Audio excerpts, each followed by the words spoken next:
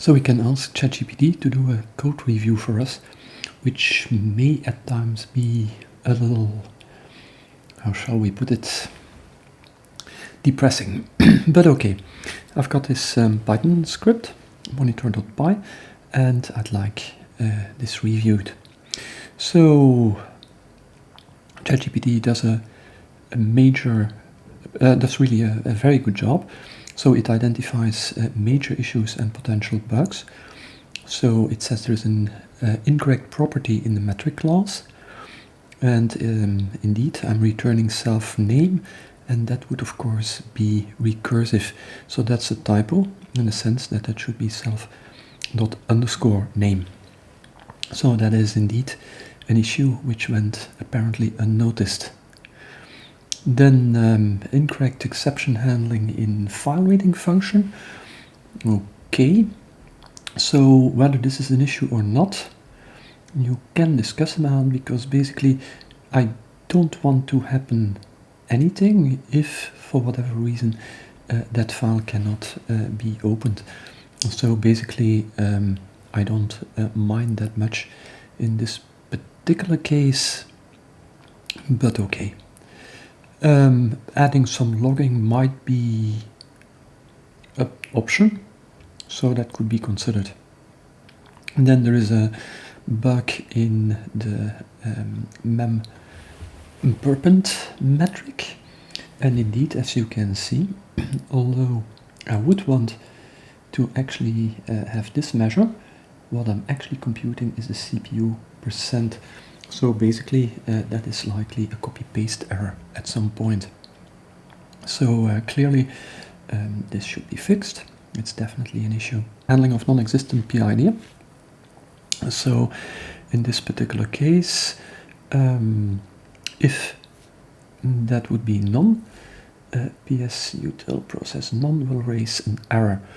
Okay, so that is not okay. It's slightly a matter of semantics here, because I would say that a non-existent PID is actually a PID that doesn't exist rather than an option which isn't specified. But okay, apart from that, yes, that might be a good idea.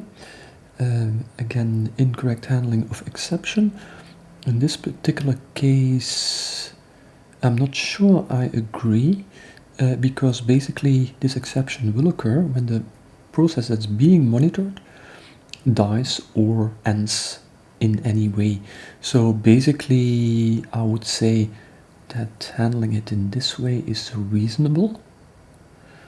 And then there is style and readability improvements. So basically this can be rewritten in a more readable format.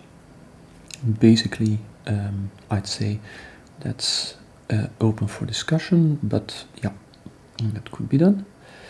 Then finally, not finally, read and open. So basically there is a redundant try except.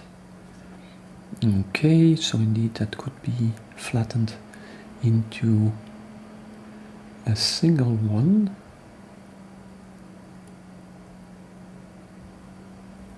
Maybe I would have to verify this more extensively, whether it still does the same thing. Ah yes, it uses a list comprehension to construct the list. Okay, I could live with that.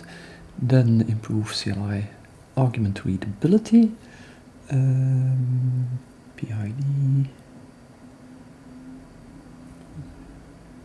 There is a typo. Very good, well spotted. Then there are a couple of other typos in the help, so useful again. And then avoid hard coding sys std out, and indeed that would be more elegant. And the status header can be optimized. Yeah.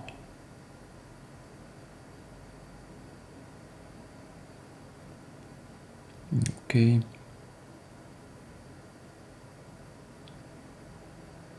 Yes, that would be indeed true.